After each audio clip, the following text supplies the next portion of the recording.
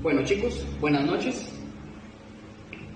Vamos a arrancar con las 2 lecciones de hoy. Hoy finalizamos, gracias al Señor, 20 lecciones de teología sistemática 1. 20 lecciones. Oiga, yo pensaba que no se iban a acabar. Yo decía, qué largo, ¿qué montón falta?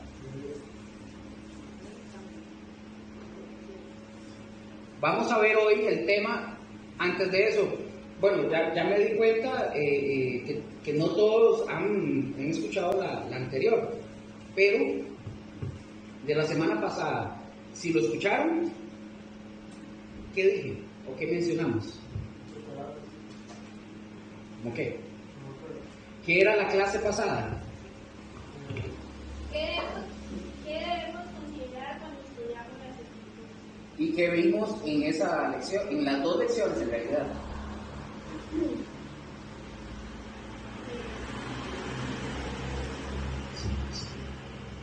Nos hizo varias preguntas. Ok, pero del tema en sí.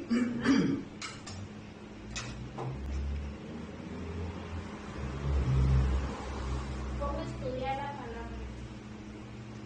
Varios, ¿cómo se dice? Varios puntos para considerar, ¿verdad? A la hora de estudiar.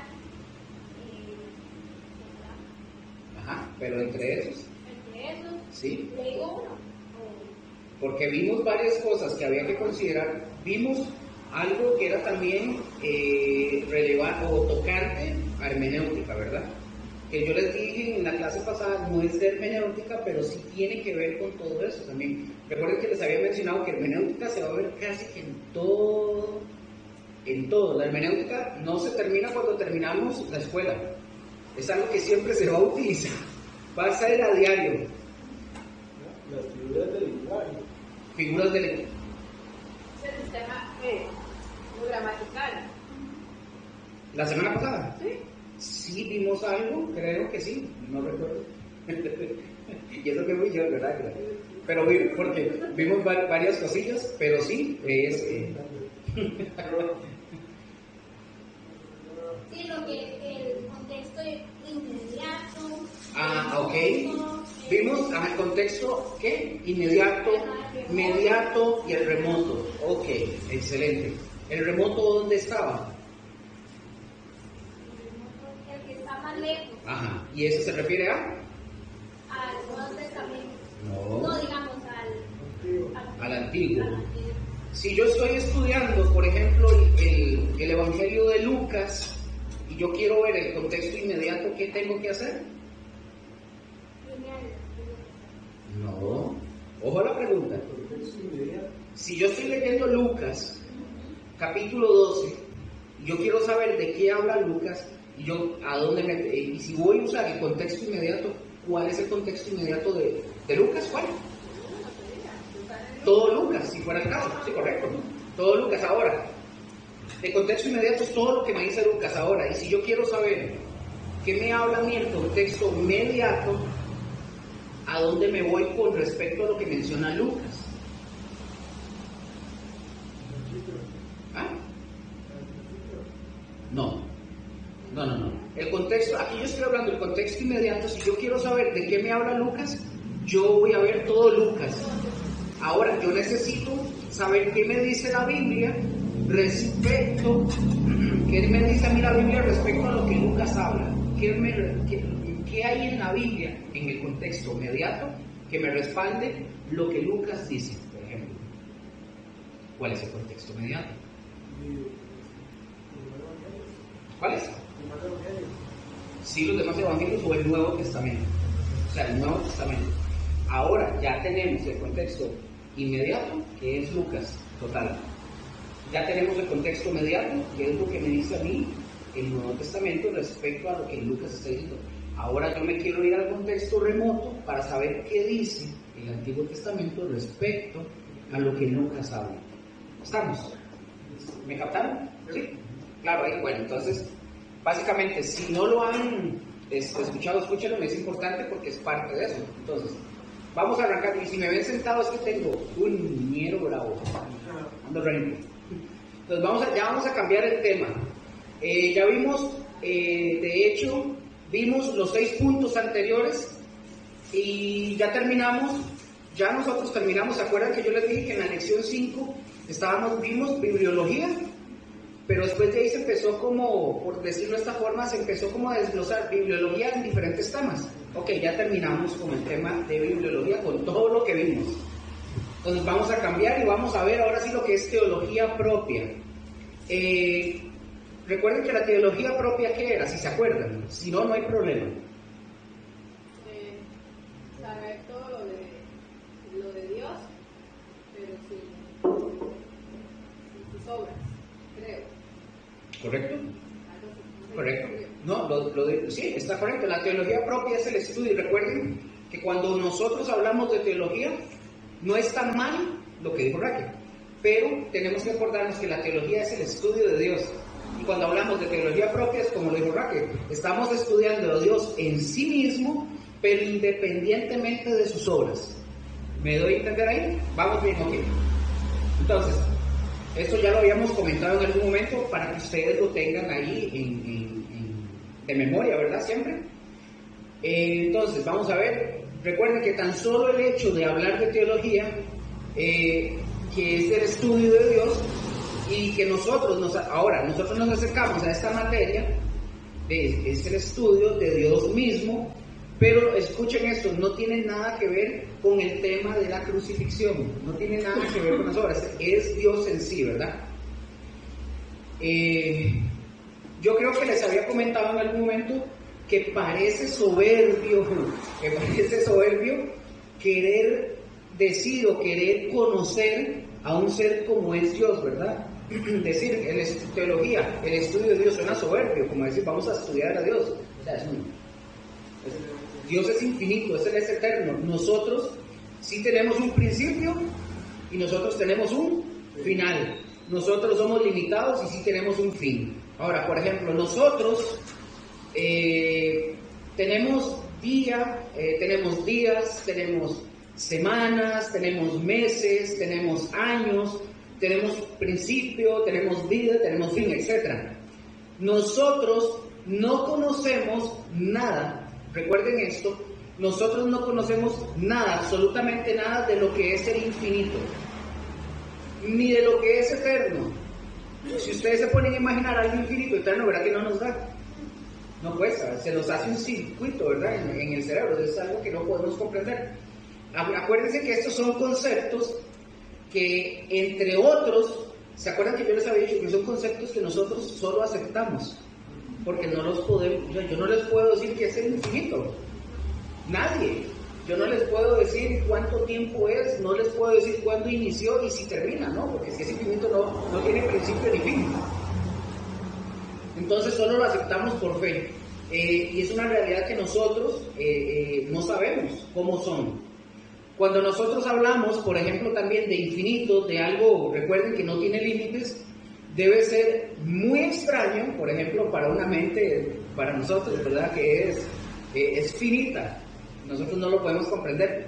Hablamos también de un universo que es infinito, pero, ojo con esto, pero que es un concepto, ojo, el concepto de universo es el que se ha utilizado por conveniencia para la humanidad, es decir, nosotros usamos el concepto de universo que es infinito, pero es para poder entender, ¿verdad? Para poder entenderlo, pero nosotros, número uno, el universo no es infinito, eso hay que saberlo, y el que es infinito es Dios.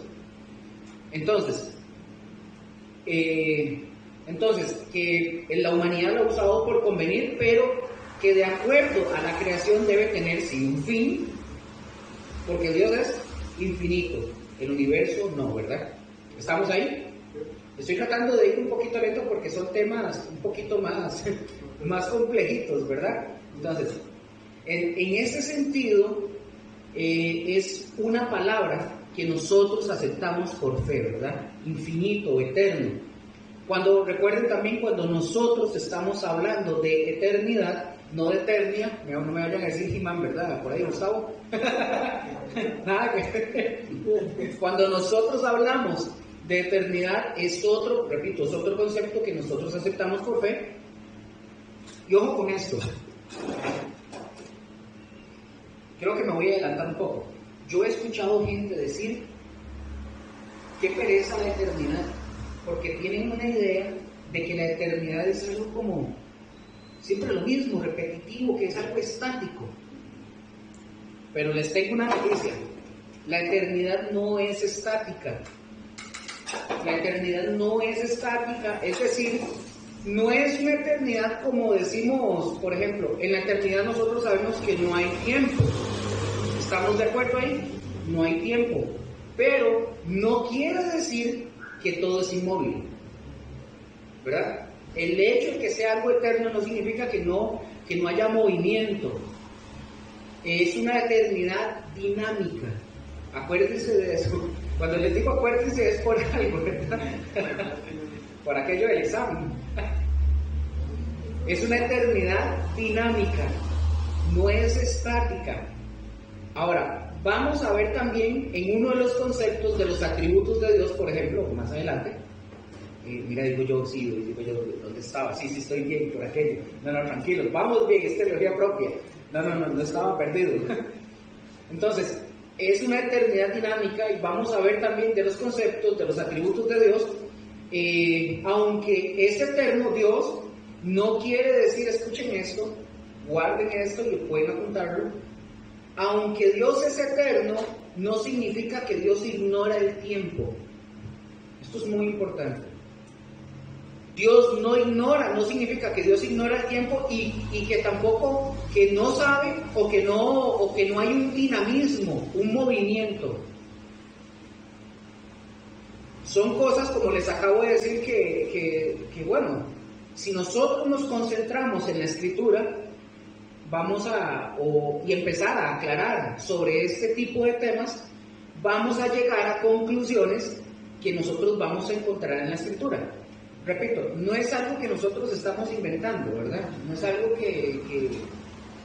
que salió en History Channel, ¿verdad? Discovery, nada de eso. No es algo que se está inventando. Recordemos que nosotros, los seres humanos, fuimos creados con la capacidad, de razonar, ¿se acuerdan? Lo habíamos hablado en algún momento. A diferencia de los animalitos, nosotros tenemos una capacidad superior para razonar, ¿verdad? En lugar de los animales. Pero esto no quiere decir, chiquillos, que los animales no tienen capacidad de razonar. Sí la tienen, pero es más limitada que la de nosotros. Se ha dado también a decir, por ejemplo, que los animales no tienen razón o que no tienen un instinto. Sí lo tienen. Pero la experiencia al paso de los años, cuando se ha hecho la observación, ¿verdad? El famoso método científico que le llaman a observar, se ha logrado observar que sí tienen una capacidad limitada para razonar los animales. ¿Se acuerdan el día que les dije? Cuando regañan a Zeus, porque hizo un reguero, ¿qué hace Zeus? Agacha las orejas y va y se esconde, porque sabe que hizo algo mal. No razona como nosotros, pero sabe que hizo algo incorrecto. Es un vacilón, el perrillo de ellos. Pero sí, nosotros sí tenemos una capacidad superior de razonar. En ese sentido, nosotros somos superiores a los animales, ¿verdad? Y aunque hay veces que parece que no, porque vea cómo nos comportamos los seres humanos, ¿ya? Guerras, pleitos, muertes, nos matamos entre nosotros, etc. Pareciera que los animales tuvieran como una mayor capacidad que nosotros, pero no es así. Ahora, esta capacidad de razonar nos fue limitada. ¿Por qué? La capacidad de razonar de nosotros, ¿por qué fue limitada? ¿Por qué? Por el pecado. Cuando Dios expulsa a Adán y a Eva del paraíso, vamos a ver, por ejemplo, nosotros tenemos un cerebro tan grandote, pero que no funciona al 100%, ¿verdad? ¿Qué pasaría si funcionara al 100%? No me vengan con Lucy tampoco, ¿verdad? La película. me salgan con eso. Pero no funciona nuestro cerebro al 100%. Nosotros, Dios nos creó con una capacidad para razonar, y a raíz del pecado, lamentablemente, nuestra manera o forma de razonar y de pensar y actuar no es al 100%. Gracias ¿a qué? Gracias al pecado. Por eso nosotros tenemos, por ejemplo, hombres en la humanidad. Ojo con esto, que por alguna razón ustedes han tenido que escuchar de algunos que tienen una mayor capacidad de razonamiento que nosotros mismos. Han visto que hay gente que tiene un IQ más elevado que todos los demás, o es decir, mayor que la humanidad en general. Y recuerden que nuestra manera también, nuestra manera de razonar es variable, dependiendo de las personas. Por ejemplo, ¿se acuerdan de Stephen Hawking? Ustedes sabían, bueno, Stephen Hawking era brillantísimo, una persona muy inteligente. Y ustedes sabían que hubo tiempos en que esa brillantez de Stephen Hawking, él daba razonamiento y él aceptaba a Dios. Él aceptaba a Dios. De un tiempo para atrás, él aceptaba a Dios. Él decía que todo era gracias a Dios. Incluso hay un argumento antropológico que él respaldaba, pero ¿qué terminó diciendo después Stephen Hawking? Terminó diciendo después que Dios no existía. Vean que ilógico. Entonces, la capacidad de razonamiento de todos modos era, sí, la de Stephen Hawking sí era superior a la mía. Yo creo que a la de muchos en realidad era superior. Él pudo calcular cosas que nosotros no podríamos, bueno, ustedes a mí no me lo pongan porque no creo que yo lo pueda hacer, que no los podamos calcular. Pero así varía entre nosotros como seres humanos. Y repito, eso no quiere decir que aunque sea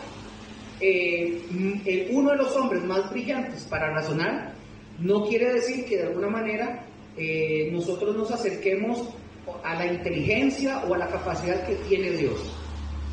¿Me doy a entender? ¿Hasta aquí? Vean, estoy ya propio yendo lento porque son temas un poco complejitos. Entonces, si ustedes quieren apuntar algo y me tengo que devolver, me devuelvo. Estamos. Pero sí necesito que lo puedan captar. Entonces, de ninguna manera nosotros nos vamos a acercar a la inteligencia o a la capacidad que Dios tiene, nunca. Entonces, vamos a ver, ahorita en unos momentitos, yo les estaba diciendo esto porque el hombre ha inventado razonamientos, escuchen eso, el hombre ha inventado razonamientos para comprobar la existencia de Dios. Ojo con esto. Estos razonamientos se le han llamado de varias maneras. Por ejemplo, bíblicos o naturalistas o filosóficos. Ya se lo repito. Estos razonamientos se les han llamado de varias maneras. Ya les digo, para bajar un poquito.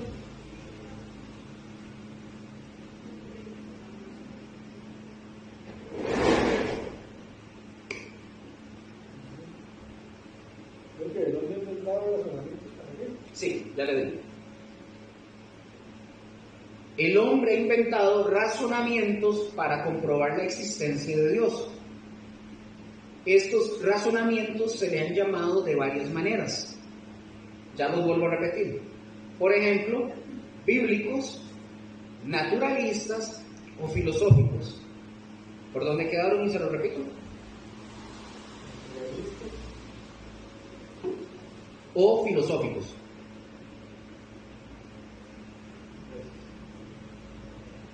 Esto aquí, bueno, voy a seguir, ya ahora les digo. Listo, sí, apuntaron. Ok.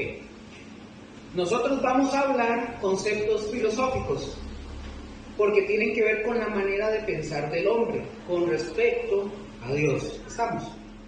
Vamos a ver unos, no vamos a ver todos. Los demás, si ustedes quieren irlos averiguando, los pueden averiguar, porque algunos son muy chafas. Entonces, estos razonamientos que son hechos por el ser humano tienen sus fallas.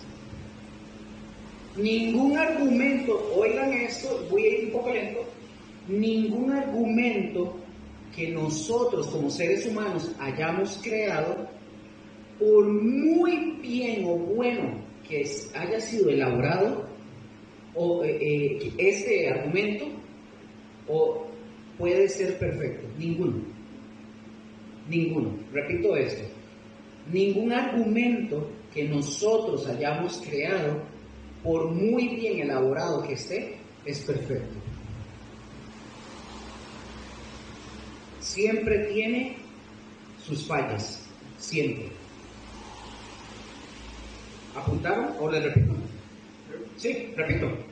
No, ok. Dice, continúo. Estos argumentos no son, grábense eso en su corazón, estos argumentos no son para que la gente crea. Por más apantalladores que suenen, muy bonitos y muy así súper elaborados, que ustedes los vean que suenen, por más apantalladores, ¿por qué no sirven para que la gente crea? Porque la Biblia dice que para creer en Dios hay que tener fe. No respuestas científicas o filosóficas, pero sí vamos a ver esos argumentos. Ahora, ¿lo apuntaron? ¿Sí? ¿O lo repito? ¿Vamos? ¿Lo repito? Ok. Estos argumentos no son para que la gente crea, pero no podemos ir a ganar a la gente con razonamientos filosóficos. Por más bien que estén estos argumentos y que sean así, esos que apantallan y que suenen muy bonito, no hacen que la gente crea. ¿Por qué? Porque la Biblia dice, ya lo repito, gracias por aquello, porque la Biblia nos dice que para creer en Dios hay que tener fe, no respuestas científicas o filosóficas. Ustedes me dicen, para que lo tengan bien. Repito. ¿Ya? ¿Lo tiene, sí? Ok. Sí, ahí me pasa la respuesta. Entonces, dentro de estos argumentos filosóficos que nosotros como seres humanos, no Lucas, ¿verdad? Sino estoy hablando de forma general, que nosotros hemos creado, vamos a ver 4 de ellos. Y vamos a ver de pasada, les repito y yo se los dejo a ustedes para que ustedes también investiguen más sobre estos argumentos. Yo nada más les voy a dar la esencia, por así decirlo, del argumento, porque no es materia del tema. Entonces, vamos con el número 1. Número 1 es el argumento cosmológico, que también se le conoce, bueno, ustedes lo tienen, ¿verdad? También, sí. También se le conoce como el de la causa y el efecto. Esto quiere decir tan solo la palabra, a veces, me hizo un enredo, tan solo la palabra a veces, o muchas palabras, en este caso las palabras griegas tienen, estas palabras tienen una configuración griega, cosmos y logos, ¿verdad? Entonces estas palabras a veces a nosotros se nos hacen así como muy, como dije ahora, como apantalladoras, ¿verdad? La gente que, cosmos, bueno, así les llaman, pero esta palabra está formada, como les dije, de 2 términos griegos, cosmos y logos. Cosmos quiere decir orden.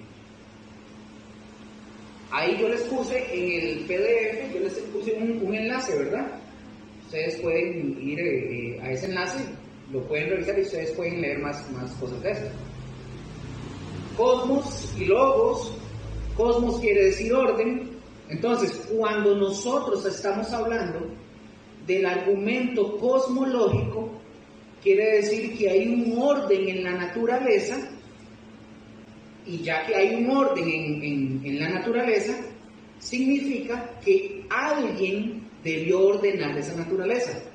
Entonces el argumento cosmológico nos dice a nosotros, no nos dice quién es Dios, pero sí nos dice que alguien tuvo que haber ordenado todo lo que nosotros vemos. No es que hay un río que viene como en las películas de Avatar, que salen unas piedras flotantes. No, hay un orden y tiene un sentido del por qué están en la tierra, por qué el agua fluye de tal forma, por qué las aves vuelan, bueno, un sinfín de cosas. ¿Qué significa eso? Hay un orden. Este argumento nos dice que alguien ordenó todo eso. ¿Estamos? Y la naturaleza, recordemos, no funciona así nomás porque la naturaleza le dio la gana funcionar como dicen algunos, que todo fue por mera casualidad o porque sí. Aún los que dicen que Dios no existe, bueno, ellos dicen, ¿verdad?, que todo se dio por un evento fortuito, dicen ellos.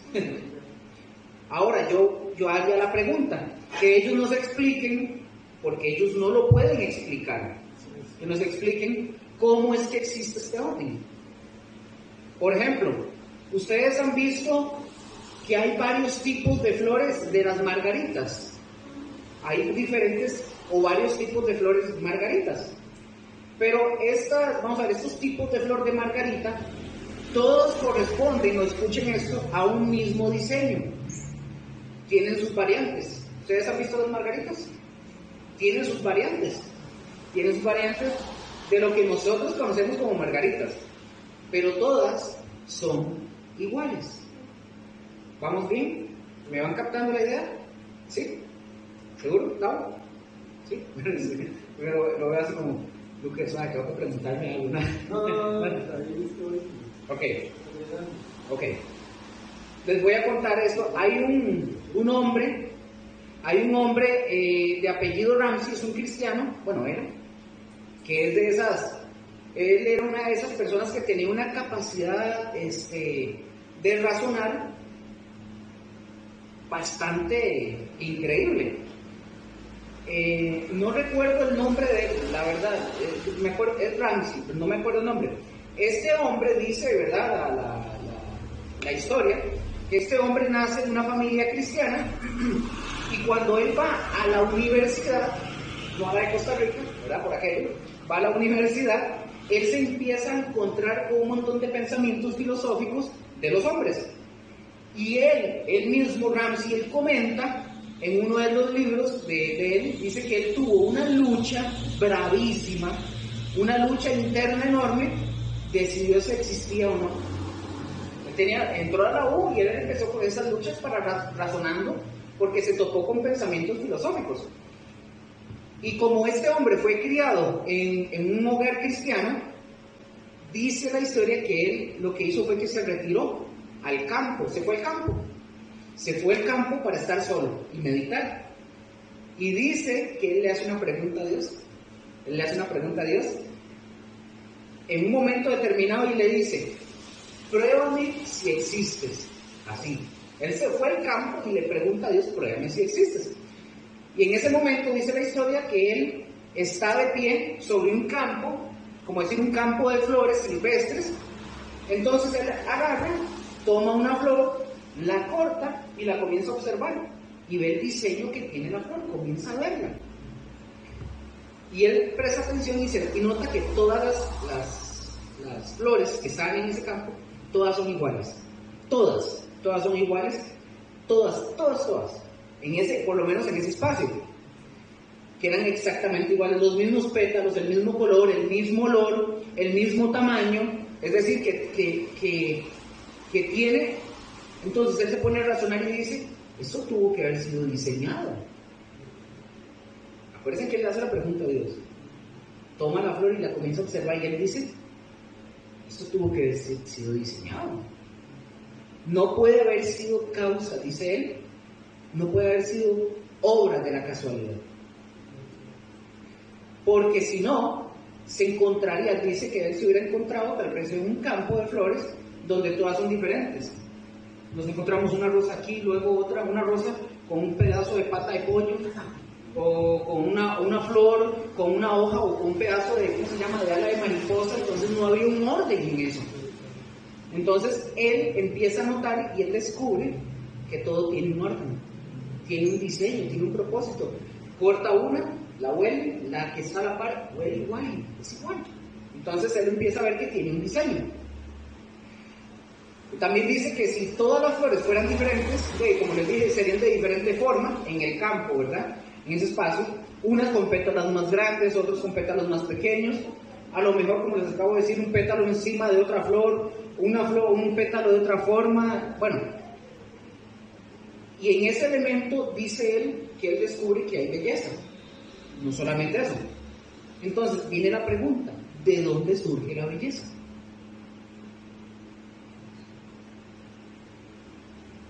¿De dónde surge?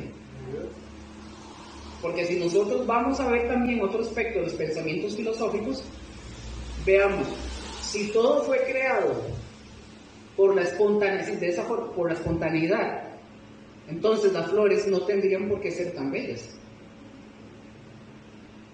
porque están colocadas en un espacio, porque en las zonas frías se cultiva la mora y no en los calientes, porque todo fue diseñado de una forma en la que Dios dice.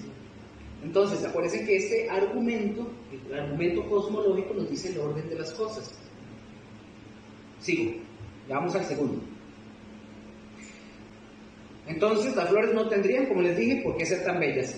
Si ellas mismas se reprodujeran a ellas mismas, y como dicen esta gente, los que no creen en Dios, que fueron creados o que se formaron, dicen los que no creen en Dios, que estas surgieron porque fueron las más competentes, según ellos. Es decir, que el universo y todo lo que existe fue creado porque fuimos los más competentes. La evolución. La evolución, correcto. Entonces, si eso fuera cierto, los pétalos deberían ser duros, deberían ser como piedras. No debería haber belleza. Entonces, no debería de haber fragancia tampoco en ellas, porque la fragancia trae precisamente, escuchen esto, ustedes saben qué hacen las flores con la fragancia. ¿Qué atraen las flores? ¿A qué? Ovejas, digo, ¿verdad? Yo, es una chincana con alas enorme. Las abejas, las flores atraen a las abejas. Y una serie de cosas que esta gente que dice que no cree en Dios, que todo fue causa por la explosión, por la espontaneidad, ellos no nos pueden explicar por qué todo funciona en una armonía perfecta. No nos pueden explicar. Por eso este argumento cosmológico de la causa y el efecto, hay un orden. Entonces quiere decir que alguien puso en orden todo lo que hay. ¿Quién es ese que puso el argumento? ¿El orden? Dios. Número 2. Vamos. No, perdón, hice el número 2 que les puse un link. Ahí lo tienen, ¿verdad? El número 2, ¿cómo se llama? Argumento teleológico. Ajá, teleológico, el argumento teleológico. Esta palabra, igual está ahí, pero se lo voy a decir, esta palabra viene del griego teles, que significa fin, y logos, que significa estudio. Ojo con esto, este argumento nos habla acerca de que todo tiene una finalidad, es decir, las cosas no existen porque sí y ya, existen por una razón.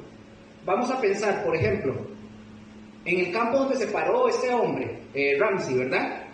Que él estaba ahí de pie. Escuchen esto, ¿cuál sería la finalidad de las flores? Este argumento teleológico nos habla de la finalidad de las cosas, es decir, ¿para qué? El polen. Ajá, ¿qué más? Para purificar el aire. Para darle comer a las aves. Sí, también. ¿Qué más? Díganme, ¿qué más? ¿Cuál sería la finalidad? Ya, polen, ¿qué digo? Alimento, ¿sí? ¿Alguien más? ¿Cuál sería la finalidad de que ese campo de flores? Embellecer. ¿Qué? Embellecer. Embellecer, correcto. Eso mismo. O sea, tiene muchas finalidades, pero una de esas es embellecer el campo. Lo atinó, ¿verdad? Lo atinó así, pero... Esos circuitos. Entonces es hacer que el campo sea hermoso, que el campo sea bello, pero aún así también para alimentar a las abejas. Para alimentar a las abejas.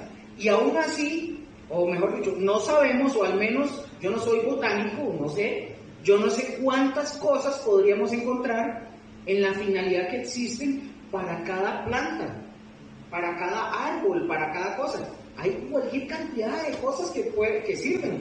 Les voy a contar algo. En mi caso, que eso yo lo manejo, no está en la clase.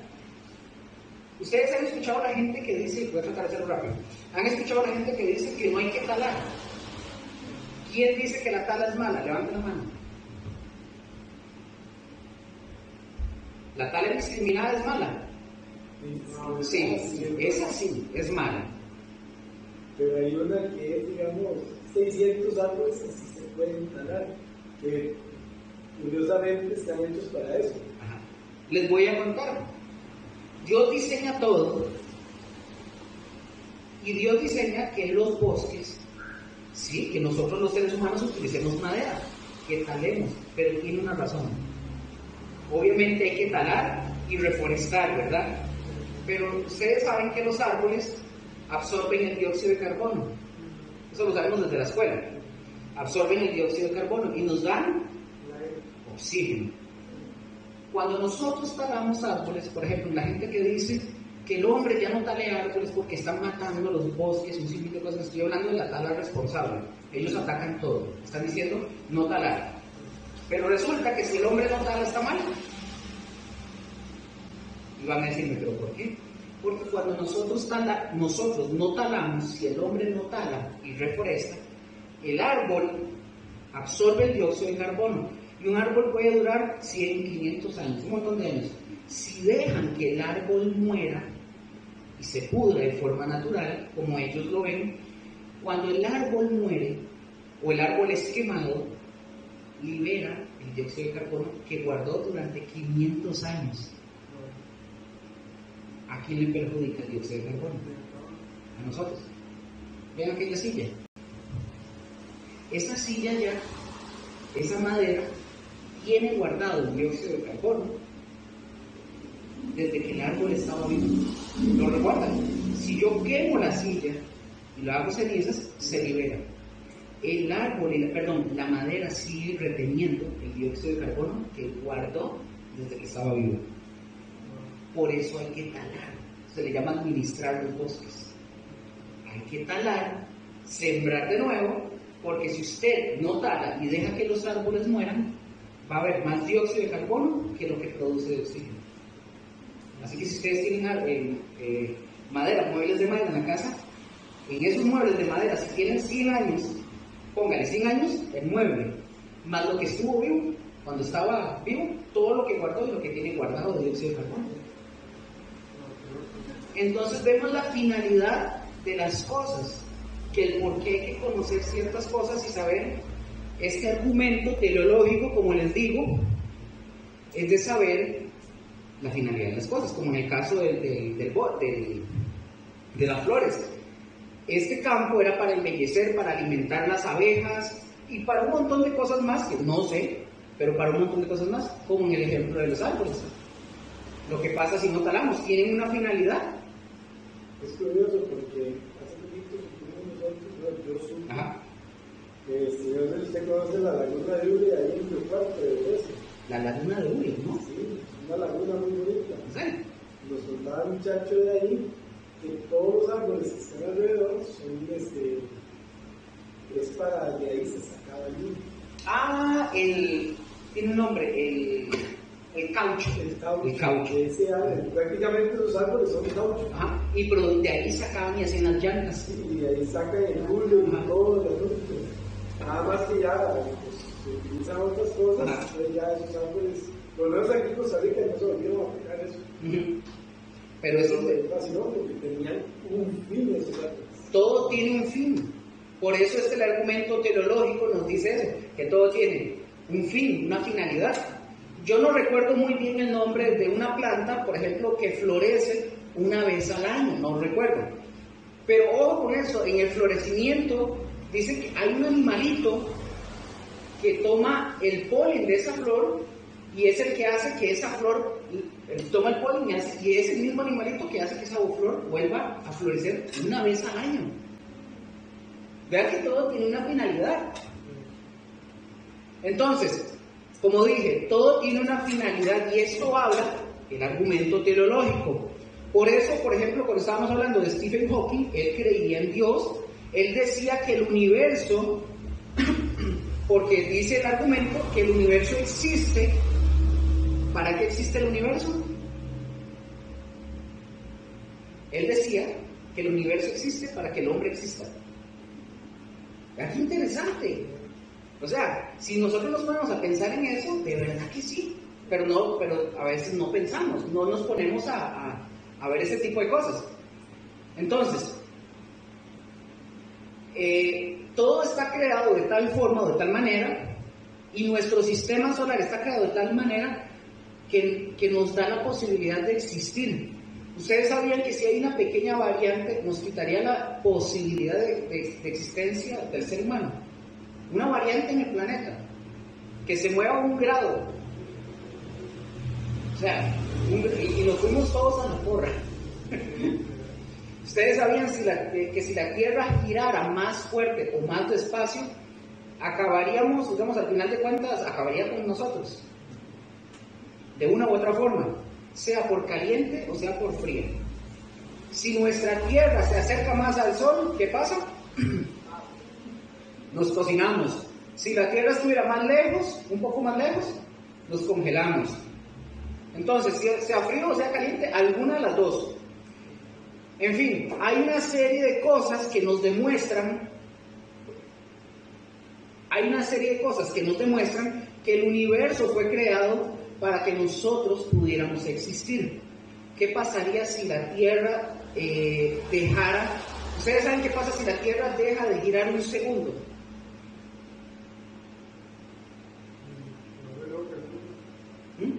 ¿Qué pasa si deja de girar?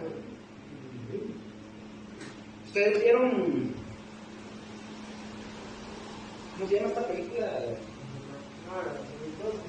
No, que fueron al agujero, la de espacio de tiempo, Interestelar. ¿Ustedes lo vieron? ¿Ustedes saben por qué la nave da vueltas? ¿Qué pasa si la nave, donde ellos van, el eje que van deja de girar? No. La nave va girando para que ellos tengan gravedad. Si la Tierra deja de girar por 1 segundo, nosotros salimos disparados, porque no habría gravedad. Salimos disparados, nos vemos allá. Ahora, ¿por qué? Porque hay una fuerza de gravedad y si esta se rompe o se anula en el momento que el planeta deja de girar, bueno, el que más se acercó a hablar sobre este tema fue Einstein, él habla sobre eso también. Ahora, imaginen un planeta que ahorita sí gira y luego de ese momento se detiene y luego vuelve a girar. No, sería un caos. Ahora, yo les voy a poner este ejemplo. Los datos de la velocidad de la Tierra. ¿Saben cuál es la velocidad con la que gira la Tierra? 1700 kilómetros por hora. También tenemos una rotación que es sobre su propio eje y tenemos una traslación que es alrededor del Sol. La del Sol es más rápida todavía. La rotación de la Tierra sobre su eje son 1700 kilómetros por hora. Y ahora la traslación es más rápida. Y nosotros no lo sentimos. Ustedes no se despeinan, ¿verdad? ¿Verdad? Entonces esto lleva miles de kilómetros por hora. Ahora observemos esto.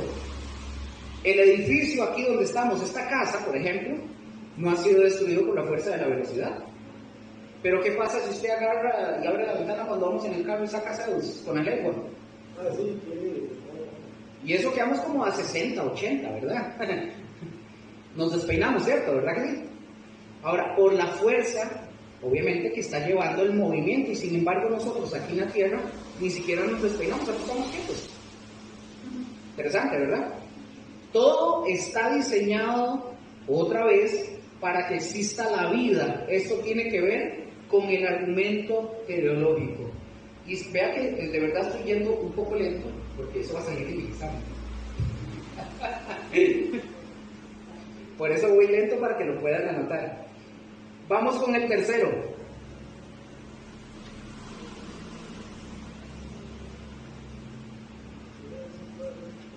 El tercero es el argumento axiológico. No es axila, ¿verdad? Diría Ariana.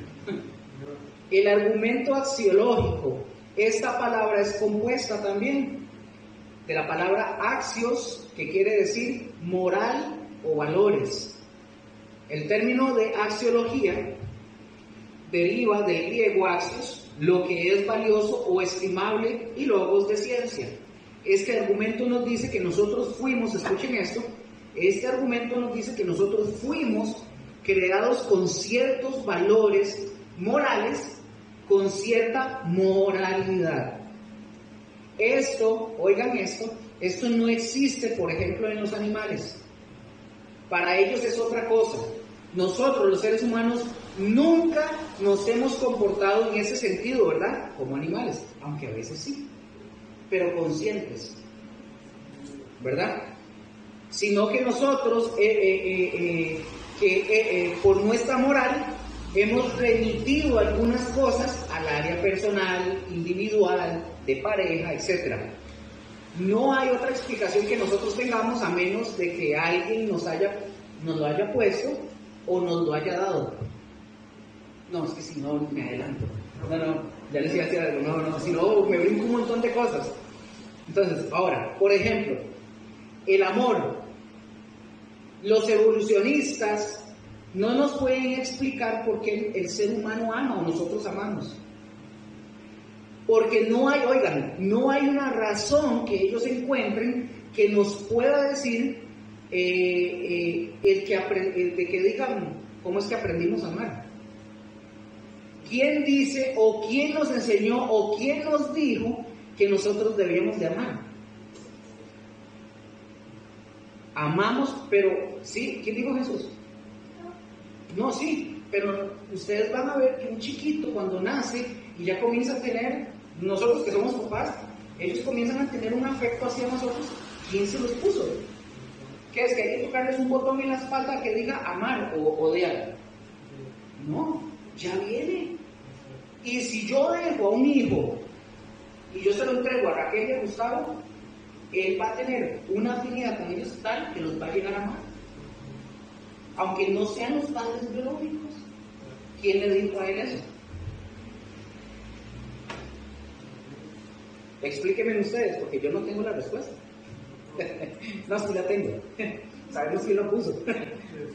Entonces, nosotros amamos porque en ese sentido está ahí la esencia, nuestra esencia. Incluso, ustedes no sé si sabían, hay varios tipos de amor. Hay varios tipos de amor. Amamos, por ejemplo, si nosotros vemos a un bebé que no es de nosotros, ¿verdad? Que no es de nosotros. Un bebé que está bonito, ¿verdad? ¿Y qué hacemos nosotros cuando vemos a un bebé? Por naturaleza, aunque no sea de nosotros. Pero si lo vemos en un peligro, lo queremos proteger. Es algo que está en nosotros, aunque el bebé no sea mío. Vino Teo ayer, Adrián me está ayudando a recoger las cosas aquí, y veo a Teo que va espantado para allá. Entonces yo de una vez lo veo, y él va a buscar a su papá. Yo le digo a Adrián, y se va Adrián espantado, porque si no sale corriendo. Entonces eso nos lleva a nosotros, hay algo en nosotros que nos lleva, porque ¿qué pasa si no tuviéramos eso? Si fuera algo como un botón, yo nada más veo a Teo y lo dejo que lo agarre un carro ahí. O sea, no, yo le digo, hágale, póngale, y fue y lo agarró. Entonces, eso a nosotros nos dice que hay algo en nosotros que nos lleva también a protegerlo. Hay un cierto tipo de amor en griego que se le llama storge, S-T-O-R-G-E, storge. Este tipo de amor es un amor natural. Por ejemplo, nosotros vemos a Zeus, vemos un perrito, ¿verdad? Y si nos gustan los animales, ¿qué hacemos nosotros con los animales? ¿Los protegemos? Porque los amamos también, protegemos a los animales. ¿Qué más hacemos? ¿Los protegemos? Los alimentamos, correcto. Y a veces nosotros decimos que nosotros tenemos la costumbre de decir, es que yo tengo una mascota para que me cuide. No es cierto. Sí nos cuidan, pero en realidad somos nosotros los que los cuidamos. El ser humano es el que la alimenta, porque usted no va a ver un perro cocinándole a Gustavo, pues yo no voy a ver a mi gato pues haciéndome café. Pero nosotros, al final de cuentas, somos los que siempre estamos cuidando a nuestras mascotas. Para los que nos gustan o amamos a los animales, ¿verdad? Porque hay gente que de todo... no. Y a la Estefanía le gustan. ¿Qué van a hacer usted? No sé. Entonces, todas estas emociones que nosotros sentimos, aunado a la razón, nos da una capacidad, y aquí sí voy a hablar un poquito de lo que Dios sí nos dio. Nos da la capacidad de amar y que supera las emociones y los sentimientos. Porque el amor de Dios es tipo de amor ágape. ¿Lo han escuchado, verdad? El amor de Dios es un amor ágape, es un amor que nace de la voluntad, es un amor que se da, se entrega. Ese es el amor ágape. Es decir, nosotros tenemos amor ágape y los casados tenemos el amor ágape y el amor eros. Aleluya, ese. Ese es el que el Señor también nos da. Es decir, nosotros, que nosotros lo otorgamos, cuando es el amor ágape, nosotros lo otorgamos, nosotros decidimos, así como Dios decide amarnos, Él quiere que nosotros decidamos amar a las personas. Les pregunto, ¿por qué hay tantos divorcios?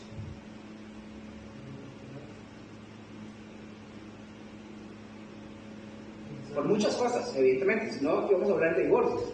Pero, ¿saben por qué hay también, o es parte de muchos divorcios? Porque se casan pensando en un amor sentimental, en un amor emocional, que al paso de los años se acaba. Si usted se casa, yo siempre lo digo, yo no me casé enamorado. Que yo sentí mariposas y... ¿Qué mariposas ni qué nada? Yo no sentí eso. Yo me fui enamorando de mi esposa al pasar de los años. Y yo ya se lo contaba a la que Gustavo. Yo siento más enamoramiento por mi esposa. Crece más con el pasar del tiempo. Si yo me hubiera casado enamorado con mariposas, el enamoramiento dura, si mal no recuerdo, 2 años. Si usted se casó enamorado porque dice, oh, qué lujo, qué bueno, en 2 años se le acabó. Pero si usted no se casa así, se casa porque usted está consciente, ¿verdad? La ama, ese amor, ¿cierto, Gustavo? Muy bien. ¿Se acaba o crece? Crece, ¿verdad? Y al final de la decisión, más allá del sentimiento. Déjeme decirle que no es una decisión. Yo estoy diciendo es una decisión, pero el Señor nos manda a amar. Es un mandato. Para nosotros. No, pero Que al final nosotros decidimos. También decidimos. Si fuera el caso, ¿verdad? Pero si uno quiere hacer lo que Dios nos manda, entonces lo tenemos que hacer. Tenemos que amar. Correcto. Entonces Dios quiere que nosotros amemos como un acto de la voluntad, porque decidimos amar. Y este tipo de amor que Dios nos tiene y quiere que nosotros tengamos es un amor a pesar de. Es decir, amamos a la persona a pesar de lo que sea. Decimos, ¿cómo molesta a mi esposa? Es que mira, la tengo encima todo y otra cosa, pero la amamos, ¿cierto? Porque si fuera un tema de sentimientos o de así nomás, oiga, ya la hubiéramos mandado con todo y maletas. Y nosotros a ustedes. Y viceversa. Correcto. Ahora, por ejemplo, nuestros hijos también, por ejemplo, los amamos con un amor ágape. Porque, y ojo con esto, con un amor, amamos a nuestros hijos con un amor ágape. Aquí ustedes también me van a entender perfectamente. Porque nosotros, a nuestros hijos, a veces, son groseros. Son conchos. Son malcriados. Es verdad, ¿verdad que sí, Raquel? y aún así, Nos amamos. Y a veces nos hieren con sus palabras. Y pregunto, ¿los dejamos de amar por eso? ¿Verdad que no? No. Entonces eso es un amor ágape a pesar de. Ese es el tipo de amor que Dios quiere que nosotros usemos. Eso no puede ser algo que brote natural. Tuvo que haberlo puesto alguien en nosotros. El amor que tiene un perrito, por ejemplo, o que tiene una perrita o un gatito, que tiene por sus perritos, sus cachorros, ¿de dónde viene ese amor?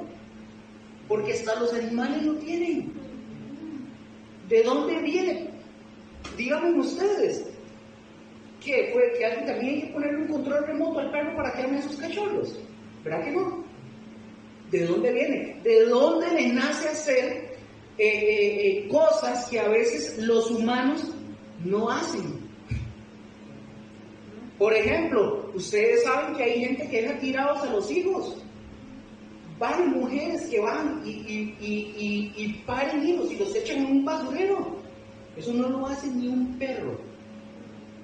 Oiga, eso no, yo digo esto, esa persona no es un ser humano. ¿Quién hace eso? O sea, ¿quién deja a los chiquitos en fosas sépticas y ese tipo de basureros y lugares así? O sea, cosas que, oigan esto, cosas que normalmente un perro no hace. El animal cuida de sus cachorros, de sus crías. Y para el perro esto es algo supernatural. Y que luego los cachorros se vayan, es natural. Hasta los pajaritos, ¿verdad? Todo. Es curioso, hay ciertos animales que sí tienen como ese instinto de que tienen que matar a los propios hijos. Que es parte de la naturaleza de ellos, ¿verdad? Pero es curioso porque no hace mucho vi a un jaguar rescatando a un bebé mono. Yo vi también. Sí, se comió a la mamá. Ajá. El jaguar ya me comió. No, era un venado. Un venado era. No. ¿Usted vio otro? Se comió el mono, Ajá. se comió a la mamá mono, pero rescató al monito. Se lo llevó. Después de comerse a la mamá, ¿qué? Pero lo rescató y prácticamente lo crió. Pero eso pasó en la selva. Entonces es vacilón, digamos, como somos animales. Es interesante. Sí, cuando los perros tienen sus crías, si digamos vos vas y tocas a las crías, ya las perras matan a los perritos. Ajá. Ya no. Que ya no le huele a que es que pertenece. Sí, pero es parte de no lo hacen con. Sí, correcto. Eso ya es como su instinto animal. Hablábamos ahora, el razonamiento de nosotros es diferente al de ellos, ¿verdad? Obviamente. Pero ellos, yo me sorprendo porque, o sea, yo no he visto un animal que agarre a su cachorrito y lo tire a una fosa séptica, pero sí un ser humano. Sí una mujer y sí un hombre que le dice a una mujer que aborte, o una mujer que decide abortar. O sea, esos no son humanos, por favor. Entonces, como yo dije, es normal que un perro llegue un momento en que también sus cachorritos se tienen que ir. Tienen que irse. Pero para nosotros no. Se nos va uno de nuestros cachorritos, ¿verdad? Se nos van nuestros cachorritos de 30 años, de 35. Y lloramos, ¿verdad? Porque nosotros queremos a nuestros hijos cerquita de... Yo estoy esperando que Nina creas que ya arrolle. Cerquita, que estén cerquita de nosotros, en fin. Les pregunto, ¿entendemos hasta el momento los 3 argumentos que hemos visto? ¿Entendimos este argumento axiológico, que es de la moral? Sí, que vamos al cuarto. Vean que me he enredado un poquito más en esto, porque sí es un poquito de ponerle más atención. Vamos al argumento número 4, que es el argumento ontológico. El argumento ontológico. Este viene del griego ontos. Ontos, que es el ser. Hay varias maneras en que nosotros podemos, o que se han creado varias maneras de defender la fe o de probar la existencia de Dios a través de este argumento. A través de este argumento. Porque nos dice que en el mundo en general, vamos a pensar, por ejemplo, siglos atrás, sin que a nadie se le dijera, por ejemplo, sin que a nadie se le dijera, que todos los pueblos de la tierra tenían, ¿se acuerdan que yo les había dicho? Todos tenían siempre un concepto de Dios. La gente se ponía a pensar algo de un Dios. Ustedes saben que desde que el ser humano, esto lo habíamos enseñado creo que en la liberación, nosotros somos seres que por naturaleza tenemos la necesidad de adorar algo. Algo, no estoy diciendo Dios, pero por naturaleza nosotros tenemos algo en nuestro ser que nos lleva a buscar adorar algo. Si no llegamos a Dios verdadero, buscamos adorar algo. Entonces, vamos a ver por aquí. Entonces, esta gente llegaba al concepto, como les dije, de que existía un Dios. Entonces, por lo tanto, decían, Dios debe existir. O nosotros decimos, Dios debe existir. Porque es algo que ya está, como acabo de decir, que está en nosotros. Y la verdad, la Escritura lo dice, la Escritura, si ustedes lo han leído, dice que Dios puso eternidad en el corazón de nosotros. ¿Han leído esa porción, no? Bueno, ahí la pueden buscar, se las voy a pasar. Entonces, esto hace que todas las naciones, cualquiera que sea, siempre han tenido o tuvieron la idea de un Dios equivocada, pero la tuvieron, de alguien que puso en orden todo. Ahora, escuchen esto, los que niegan la existencia de Dios, por ejemplo, en la antigüedad, el hecho de que oscureciera o que se fuera el sol con un eclipse, por ejemplo, ellos ¿qué hacían? Ellos observaban las estrellas. ¿Y ellos qué hacían con las estrellas? Ellos veían que había un orden. Acuérdense que vimos el argumento cosmológico. Ellos notaban que había un orden y decían, alguien hizo eso. A mí me pasa, a mí me encanta ir a la playa y de noche, porque yo me pongo a contemplar y yo digo, Señor, eres grande. A mí me pasa cuando voy a Puerto Rico, porque a mí me da chance, o me voy en bicicleta o lo que sea, y yo voy diciendo, Señor, veo todos los ríos, los árboles, y yo veo la grandeza de Dios. Conozco a ese Dios, conozco quién lo hizo y veo lo que Él hizo y cómo lo ha ordenado. Si ustedes no lo hacen, se lo están perdiendo. Entonces, alguien tuvo que haber creado eso, decían ellos. Alguien tuvo que haber puesto en orden todo eso. ¿Cómo se llama ese argumento? ¿De ese orden cómo? No. El cosmológico, correcto. Entonces, alguien tuvo que haber puesto en orden. Estamos viendo el ontológico, pero cuando ellos veían el orden de todo, que es el argumento cosmológico, ellos decían, ahí tiene que haber un Dios, no sabían cuál. Y es curioso porque hasta en la Biblia se menciona la osa mayor, la osa menor. Ya se adelantó, qué dicha. Entonces, imagínense que hasta en eso, ¿verdad? Ajá, correcto. De hecho, vamos a ver ahorita algo sobre eso. Entonces, ellos que empezaron a hacer, a ponerle nombres. En los Estados Unidos, ¿ustedes se acuerdan que yo les mencioné a ustedes sobre la famosa tribu de los indios que, norteamericanos que adoraban a Manitou? ¿Se acuerdan? Que yo les hablé en algún momento. Era Gitche Manitou. Ellos le llamaban, que es el gran espíritu. Ellos le llamaban este Dios, Manitou es el Dios que puso en orden todo. Ellos no sabían que era Dios, el que nosotros sabemos, pero ellos decían que era el gran espíritu que puso en orden todo lo que nosotros tenemos, y que ese gran espíritu, sin que ellos, sin saber ellos quién era, ellos hacían cosas, cosas que nos, vamos a ver, cosas que a nosotros nos pudieran de sorprender incluso, pero tienen que ver. Eso que ellos hacían tiene que ver con el respeto que ellos le tenían a ese ser que dicen ellos que es el gran espíritu que todo lo creó y que además no solo creó, sino que lo sustenta. Ellos dicen que ese Manitou no solamente creó, sino que sustenta. Vean, me captan lo que quiero decir con estas tribus. No tenían una Biblia, no le decían Jehová, no le decían Dios ni Jesús, pero tenían el entendimiento de que había un gran espíritu, alguien que había creado todo, y no solo lo creó, sino que lo sustentaba. Ya la Biblia a nosotros nos dice quién es el que hace eso, ¿verdad? Y ese es, como les dije, tiene que ver con el respeto que ellos le tenían. Ahora, Si ese ser no sustentara lo que creó, ¿qué pasa si no sustenta lo que creó? Si Dios no sustenta lo que creó, se acaba todo, se acaba. Entonces, este argumento ontológico, si nos vamos a la base, este ser solamente puede ser ¿quién? Si nos vamos a la base y usamos este argumento ontológico y nos vamos a la base para saber quién es ese ser, ¿quién es ese ser el que sustenta y creó todo? Pues Dios. ¿Y cómo se identifica Dios? ¿Cómo Dios? Así. ¿Ustedes se acuerdan qué le dijo Moisés cuando le dice que qué le voy a decir a tu pueblo? ¿Cuál es tu nombre? ¿Se acuerdan? Cuando le dice, ¿qué fue lo que Dios le dijo que le dijera al pueblo?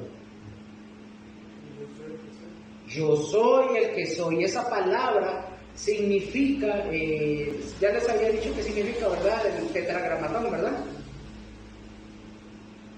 ¿No? Las 4 grandes letras. ¿No? Ok. Bueno, de eso después lo vamos a ver, pero esta palabra, cuando él dice yo soy, quiere decir que es el ser absoluto. Yo soy el que soy, el ser que se sustenta por sí mismo. Eso es el ser, el yo soy. Él se sustenta, el autosustentable. Dios se identifica, ojo con esto, Dios se identifica sin necesidad de que la Biblia contradiga a filósofos, ya sean ateos o creyentes. Simple y sencillamente, Dios se llamó como ser absoluto. Cuando Él le dijo, yo soy el que soy, Él está diciendo, yo soy el absoluto, punto. Ya que no se puso a darle explicaciones, yo soy, punto. Él es el que es y no necesita de la... Ojo con esto, Él es el que es y no necesita de la existencia de nada más para existir. Nada lo hace dependiente de nada. Él depende de sí mismo, porque Él es el ser en sí mismo. Él es la vida en sí mismo. ¿Lo tienen? ¿Sí? ¿O se lo repito? ¿Bien? ¿Sí? Ok. Dios, escuchen esto, Dios se llamó como el ser absoluto. Vamos, ya se los dije, ¿sí, verdad? Sí. Ahora, hay más, pero vamos a ver hasta aquí el tema de lo que estábamos viendo eso. Les voy a recordar otra vez. Estos argumentos que estábamos viendo son buenos argumentos. Son muy buenos argumentos filosóficos, pero no sirven para creer. Cuando lleven la clase de apologética, muchos de los creyentes nos emocionamos con la apologética y nos gusta lo que oímos, porque nosotros creemos este tipo de argumentos y otros pensamientos que hacen, nos afirman la fe. Pero escuchen esto, chiquillos. Esto no quiere decir que si nosotros vamos con un incrédulo para hablar del Señor y queremos hablarle para que crean en Dios y utilizamos cualquiera de estos argumentos, eso no significa que vayan a creer en Dios. ¿Estamos? ¿Por qué? Porque a nosotros se nos manda que prediquemos la palabra de salvación, que prediquemos a Cristo Jesús crucificado y resucitado. Y dice la palabra que todo aquel que crea en Él será salvo. Entonces, estos argumentos muy bonitos, pero no hacen que la gente crea. No hacen que la gente crea. Ahora, hay más argumentos, pero son muy chafas. Entonces ustedes los pueden buscar. Busquen todos los argumentos. Notemos que esto no tiene nada que ver, repito, con pensamientos filosóficos. El tema de predicar el Evangelio no tiene que ver con pensamientos filosóficos, tiene que ver con fe, con creer. Entonces, yo les decía que estos argumentos que se le llaman también bíblicos, vamos al Salmo 19, por favor. Ya vimos, por ejemplo, hemos visto a través de los meses, ¿verdad?, que Dios existe. Ahora, vamos a ver qué clase de Dios existe y cómo es que nosotros sabemos que existe. Y aquí vamos a cerrar un telón. Vamos a cerrar un telón con estos versículos para luego abrir otro. Salmo 19 del 1 al 4. ¿Quién lo tiene? Me lo lee, por favor, fuerte. Los cielos cuentan la gloria de Dios, y el firmamento anuncia la obra de sus manos. Un día emite palabra a otro día, y una noche a otra noche declara sabiduría. No hay lenguaje ni palabras, ni es oída su voz. Por toda la tierra salió su voz, y hasta el extremo del mundo sus palabras. En ellos puso tabernáculo para el sol. En ellos puso tabernáculo para el sol. Vean qué lindo, esto a mí me encanta mucho porque es increíble. Dice la palabra que la naturaleza dice que habla entre sí y dice que no hay palabras. Vea qué vacilón. No hay mensaje, pero esa naturaleza dice que transmite que alguien creó, que alguien la creó, que alguien lo hizo, que alguien lo está controlando. Yo hablaba, por ejemplo, de los indios norteamericanos, ¿se acuerdan ahorita? Ellos hablaban otra vez del Manitou, del gran espíritu, pero era la manera de ellos de explicar las cosas. Pero le pongan o le hayan puesto sobre la tierra el nombre que le hayan querido poner a sus dioses, eso no quiere decir que sea el Dios verdadero, el Dios que creó todas las cosas. Ahora, si nada más existiera en la naturaleza, nosotros también llegaríamos a la conclusión de que alguien poderoso creó el universo y que alguien lo sustenta, pero no sabríamos quién fue. Por eso nos dice nos dice quién fue, es decir, cuál fue el verdadero Dios que creó todo eso. Si hoy que sabemos cuál es el verdadero Dios y nosotros nos estamos matando, como lo dije ahora, y ojo, si nosotros sabemos cuál es ese verdadero Dios y nos estamos matando, y a veces por defender al Dios que nosotros decimos que creemos, ¿de verdad? Eso está mal hecho. O sea, la naturaleza, recuerden que lo habíamos visto, la naturaleza sí nos habla de Dios, pero si Dios mismo no se hubiera revelado, si Él no nos hubiera dicho, yo soy el que lo hice, el que Dios dijo que yo lo hice, nosotros no sabríamos absolutamente nada de Dios. Ahora, hay una revelación natural que nos habla de Dios, pero ¿dónde ponemos los pies con certeza dónde ponemos, cuando nosotros, la revelación la vemos en la naturaleza, y nos habla de qué? De que alguien lo creó, ¿verdad? Pero si nosotros ponemos los pies con certeza para saber quién es ese Dios, ¿cómo se llama esa revelación? Se le llama la revelación especial, se le puede también llamar revelación especial. ¿Cuál es la revelación especial? ¿Cuál? La palabra esa misma. Esa es la revelación especial, que mucha gente, lamentablemente incluso cristianos, la menosprecia y no se dan cuenta del gran valor que tiene esa revelación, es decir, la revelación en sí, no las Biblias, ¿verdad? Las Biblias son libros, la revelación es la que está ahí, en ese sentido. Las Biblias nosotros las podemos tirar al piso y no pasa absolutamente nada, o se nos caen, o se mojan, o se pueden hasta quemar, no pasa nada. ¿Qué pasa si se nos quema? Vamos y compramos otra. Lo que importa es el mensaje que está en la palabra. Esta revelación que Dios nos dio nos dice que fue Él el que creó todas las cosas. Vamos a ver unos versículos para que veamos esto. Búsquenme una persona, aunque se lo pueden decir de memoria, Génesis 1:1. Otra persona, Isaías 40, 18 al 26. Por favor. Otra persona, Isaías, déjenme ya decirle cuál es. Sí, que se me hizo. Vamos a ver, ya les digo. Es Isaías 44, ya les digo el versículo, no lo tengo aquí, creo que está más adelante. ¿Quién tiene Génesis 1:1? Léalo. Eso hasta en memoria se lo sabe. En el principio creó Dios los cielos y la tierra. Ok, ¿se fijan ahí? En el principio creó Dios. O escuchen esto. La palabra Dios ahí es la palabra hebrea Elohim o Elohim, ¿verdad? Ya ustedes, eso 430 es la referencia, por aquello que la quieran tener. Entonces, si es alguien especial, y veamos este versículo, que casi podemos decir que, por decirlo de esta forma, es como un espejo cuando Juan escribe su evangelio. ¿Qué dice, por ejemplo, Juan 1.1? Nos habla acerca del verbo, ¿se acuerdan? En el principio era el verbo era con Dios, etcétera, etcétera. Es como un espejo, y si ustedes lo comparan, ustedes van a ver que es bastante interesante.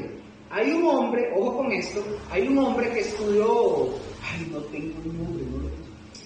Hay un hombre que estudió literatura, es un político, y él hace un resumen, él dice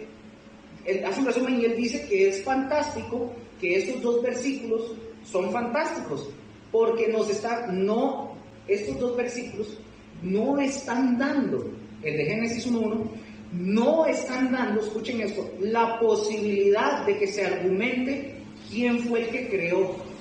¿Qué quiere decir? Dice, en el principio creó Dios. No dice ni da argumentos. Creó Dios. Punto. O sea, si lo analizamos, ustedes van a notar que Dios no da pie a que diga cómo, cuándo, quién, cómo se viste, de qué color tiene el pelo. En el principio creó Dios. Punto. No da la posibilidad de que alguien cuestione. No da la posibilidad. Y si se fijan, la Biblia no lo rebate, no lo discute. Es decir, la Biblia no nos está tratando de convencer de que Dios existe. Solamente dice, Dios existe y punto. Eso es lo que dice. Ustedes no van a encontrar otra cosa. En el principio, evidentemente ese es el principio para nosotros, ¿verdad? No en el principio de Dios. Lo mismo cuando habla Juan, incluso si ustedes observan, esta persona, él analiza las palabras y él dice que hay 6 palabras en cada frase. O sea, son 3 frases, pero dice que la tercera nada más son 5 palabras. Es un juego de palabras ahí, créanme que hasta a mí me costó, entonces va a ser un poco difícil. Que son 5 palabras, y este hombre de literatura, es un analista, dice, esto hace que te fijes más, porque cambia el ritmo de lo que estamos leyendo. Hay 2 frases de 6 palabras, y hay una de 5 que te cambia el ritmo para mostrarte la existencia de Dios, y punto, dice este hombre. Es decir, no hay que discutir nada. En el principio creó Dios los cielos y la tierra. Ustedes ven Juan 1.1, dice, en el principio era el verbo, y el verbo era con Dios, y el verbo era Dios. O sea, no te está dando la posibilidad de que usted argumente. O sea, es Dios y punto. Ahora, por eso nosotros vemos que así comienza la Biblia. No comienza tratándonos de convencer si existe Dios o no. Isaías 40, ¿quién lo tiene? Isaías 40, 18 al 26, por favor, bien fuerte.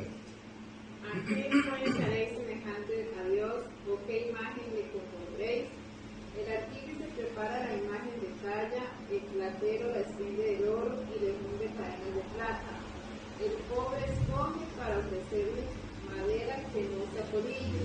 Se busca un maestro sabio que le haga una imagen de talla que no se mueva.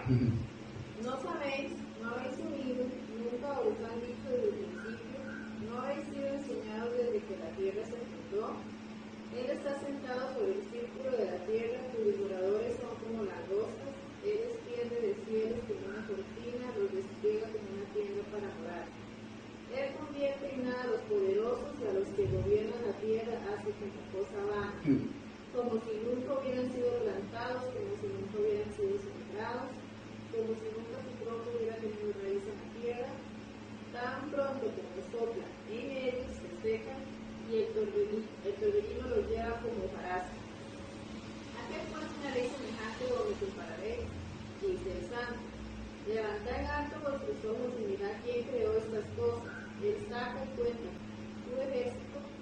todos llama por su nombre, ninguno faltará, tal es la grandeza de su fuerza y el poder de su derecho. No es parte, pero usted vea lo que dice el versículo 18, ¿verdad?